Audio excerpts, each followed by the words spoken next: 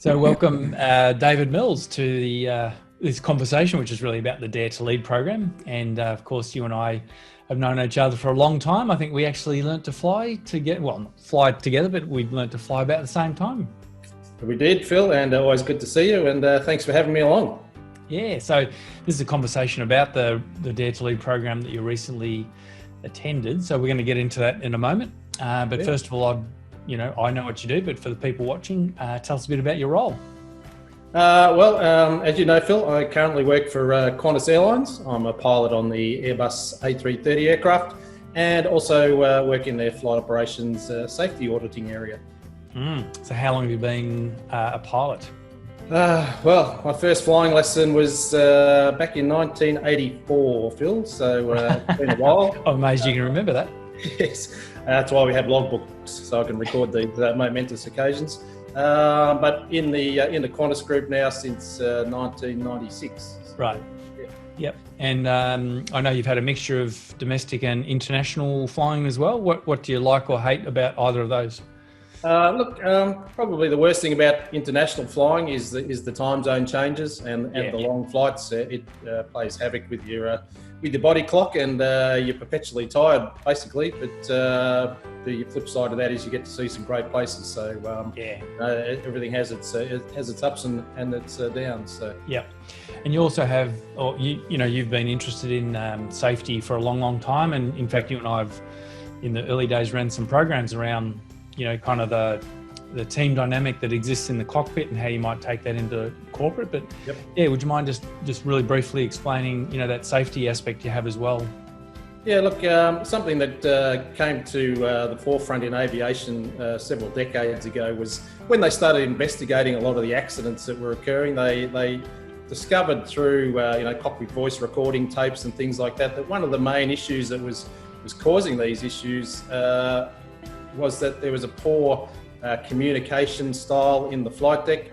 I think it was a bit of a leftover from the war era when commercial airlines really started expanding and recruiting people. A lot of the people that came in were from a military background, so they sort of brought that military style, authoritarian what they call a cockpit gradient. There was, the captain was sort of God, and you didn't really question him. So that was causing quite a few, not so much on its own, but it was a factor in accidents. That lack of communication and poor leadership and a lack of teamwork. So over the years, a lot of work was done to develop programs within the aviation industry that addressed what they broadly termed human factors, which was how we can communicate better, have better leadership style, better teamwork, those sorts of things.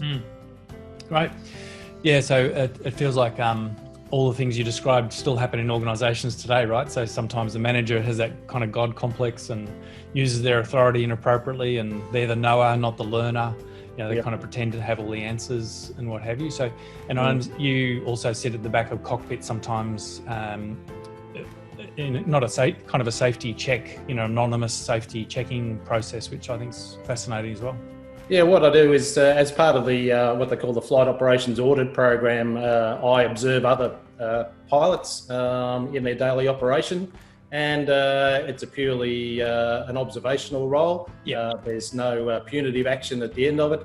And all we're trying to do is gather data on how people are operating as a crew, how they manage the threats that come along on a daily basis, whether that be from the weather or air traffic control or other things that go on an everyday basis in airline operations. And from that, it's basically a safety check and a health check of how our processes and procedures are dealing with those everyday kind of threats. And at the end of that, we may or may not adjust what we do based on evidential data rather than just kind of guessing at what's going on in the flight deck. So.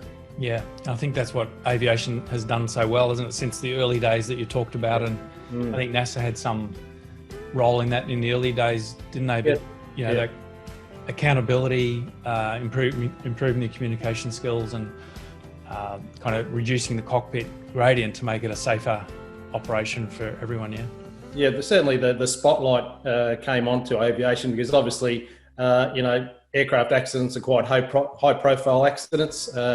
unfortunately normally result in quite a number of deaths. Obviously the loss of very expensive equipment.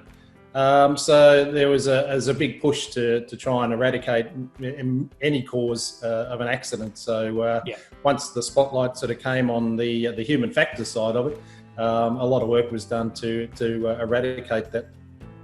So people might be wondering, why the heck aren't we talking about Dare to Lead? So let's move on to Dare to Lead now, but hopefully we'll make the link to what you do. And it's so important in terms of leadership and some of the things we covered in Dare to Lead, but we'll just leave that aside for the moment. So why'd you do the program? Look, well, as you know, we used to run some programs together, as you mentioned, in the past. I've always been interested in bringing that aviation style of leadership and teamwork into other environments.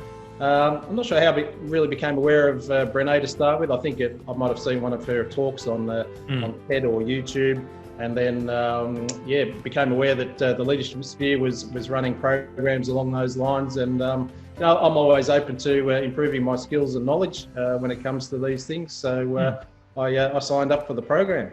Yeah. So what was your experience of it? I mean, what were some of your key takeaways from the program? Look, I think it's a personal journey, isn't it, in many respects? Well, for me, I think it was more that personal aspect that I took away from it.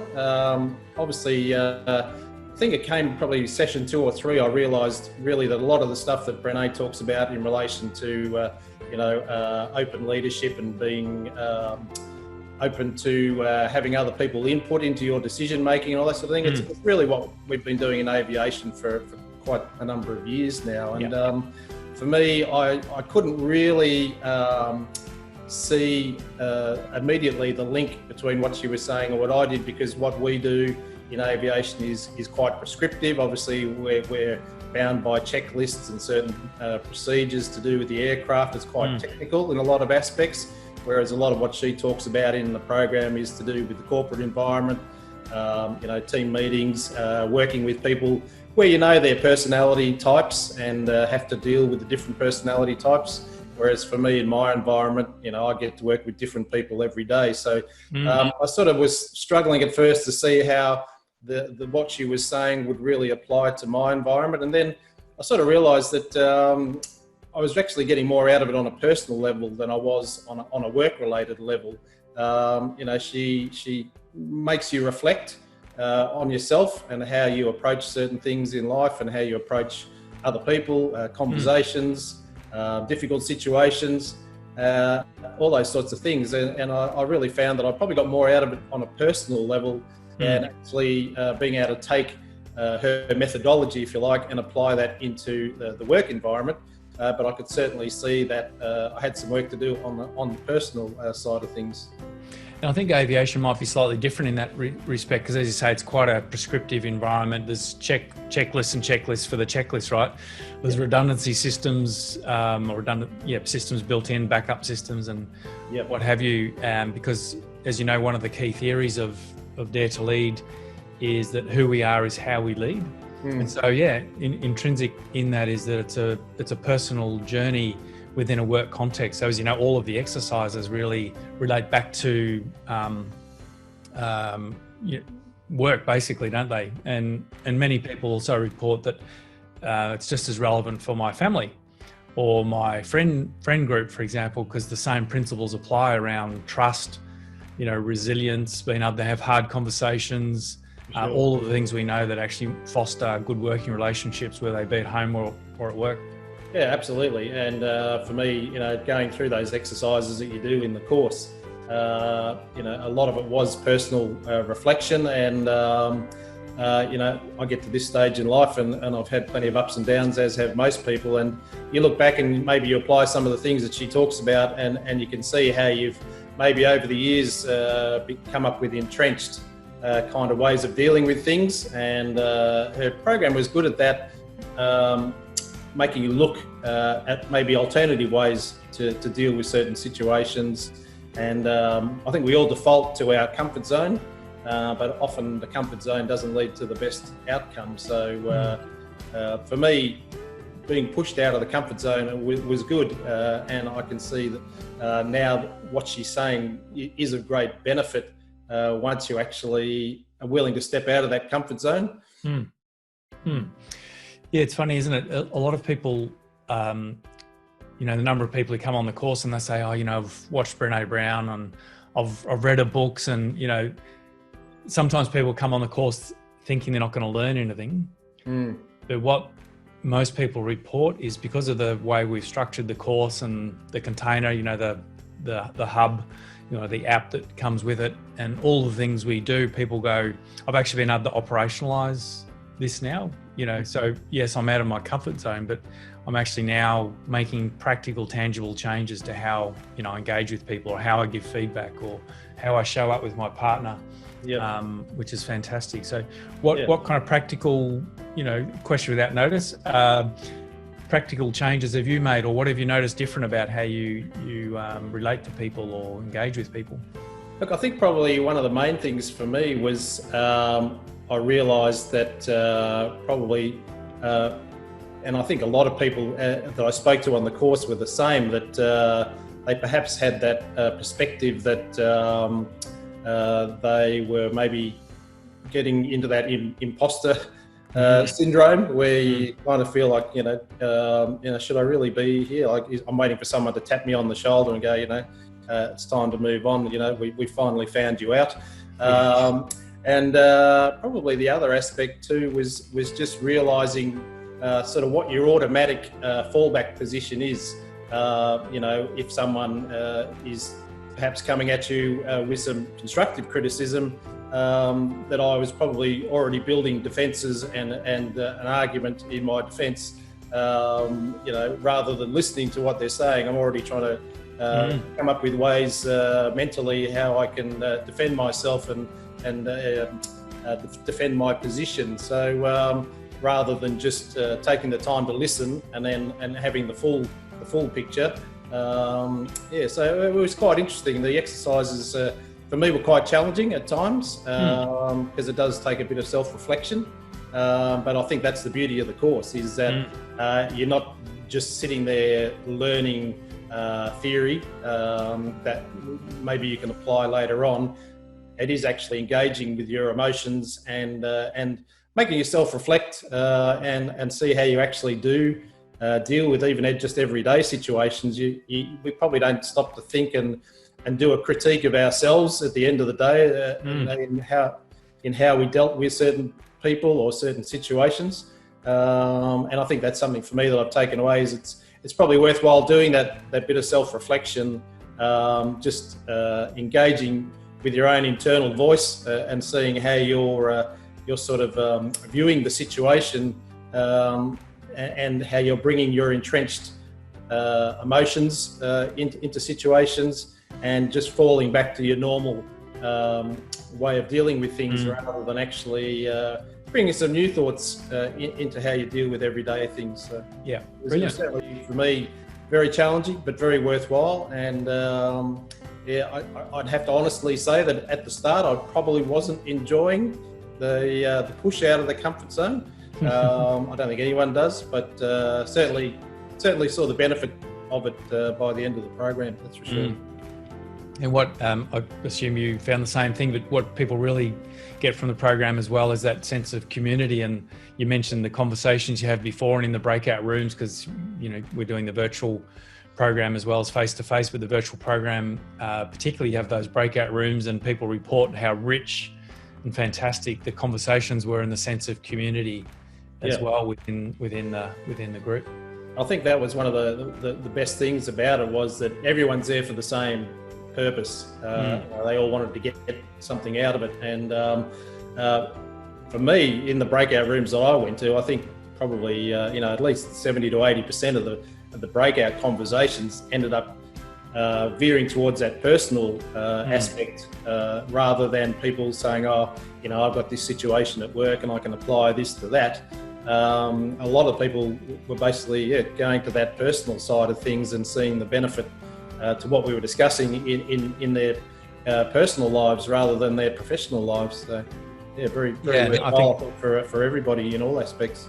Yeah, no, thank you for that. And I think the other thing that people talk about is being then able to translate those personal conversations into practical. So I think the course is, I hope you agree, the course is very rich with practical tools. So rumbling starters, rumbling tools, giving feedback, building trust, being able to show up in a kind of more vulnerable way rather than being armored up. So it sounds like you've got some really practical stuff from the course as well, which is great.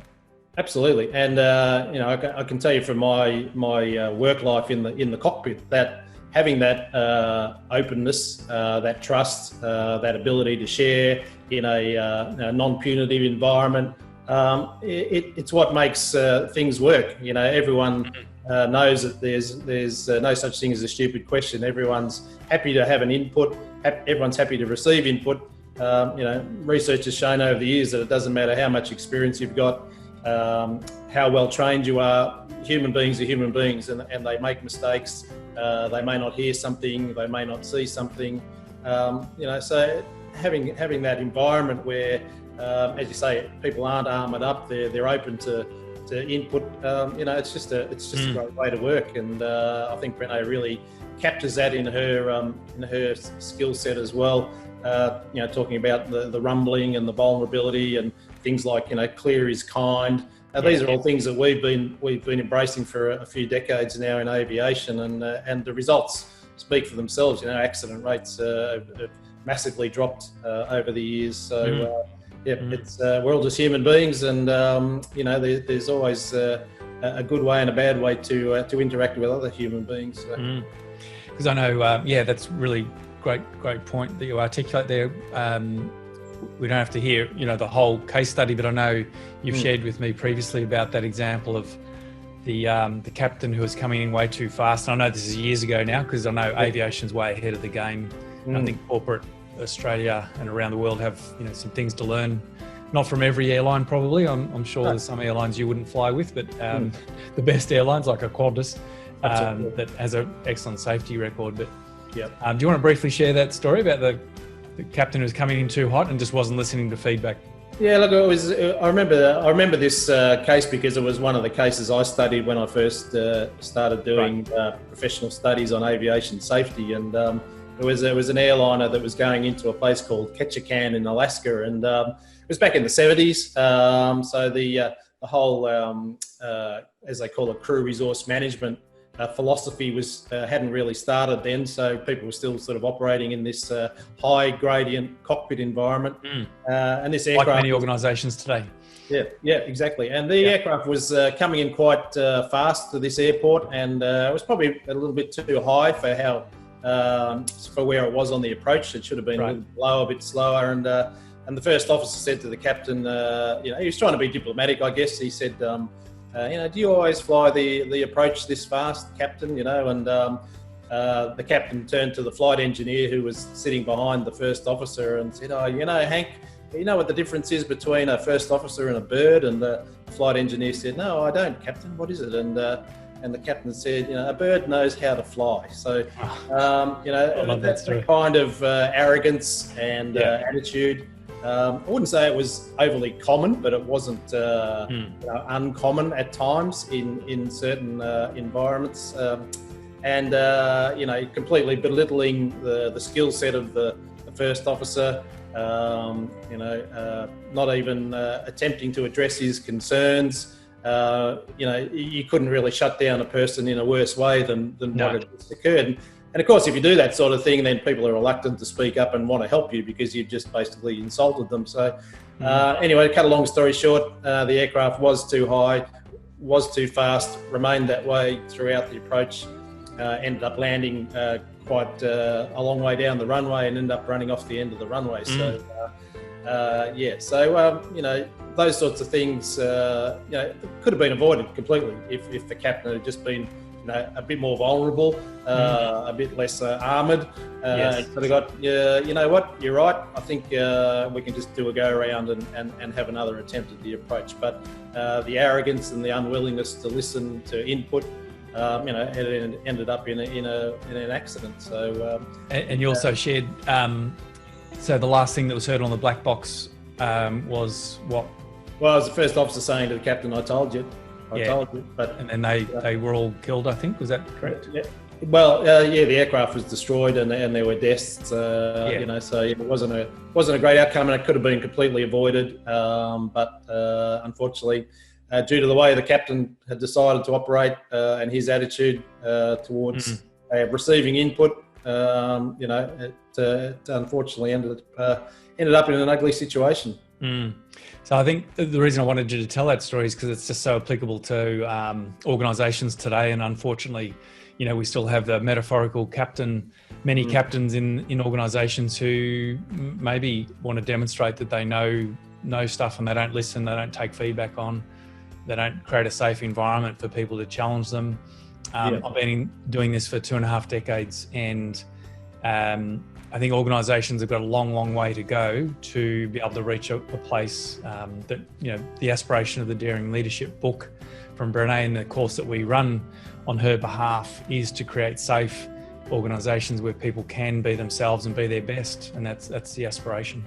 Yeah, for sure. And obviously, in a corporate situation, hundreds of people may not die because of a poor decision, but by the same token, a poor decision could lead to a poor outcome that costs the company hundreds of millions of dollars. Absolutely. Or ends up in a lawsuit. So there's always things that can go wrong through poor leadership and an unwillingness to be open to input, and realising that not one person has all the answers. And it doesn't need to be. And we say this in aviation. It's not leadership by committee. There's always someone at the end of the day that has to make a decision, but it's about gathering as many inputs into that decision as you can to make a valid decision. And I think that's as valid outside the flight deck as it is inside the flight deck. So, fantastic. Hey, so I've really enjoyed our conversation. It's been absolutely brilliant. Great, I love the connection between, one of the reasons why I wanted to have a conversation with you, the connection between aviation, which obviously I still have a passion for, and organisations and the Dare to Lead program and how that all fits together. So I only have one more question for you, is when are we going flying? Well, mate, as soon as the coronavirus lockdown is well behind us and we're actually allowed outside the lounge room, you can guarantee you'll be the first passenger I take up when we can get back in the sky, mate. Let's go and put some of those Dare to Lead principles into action, eh? Absolutely. And we might even have a beer afterwards. Awesome, Dave. Thanks so much, mate. Always great to see you, Phil. Thanks very much. Take care. Bye. Cheers, mate. Bye-bye.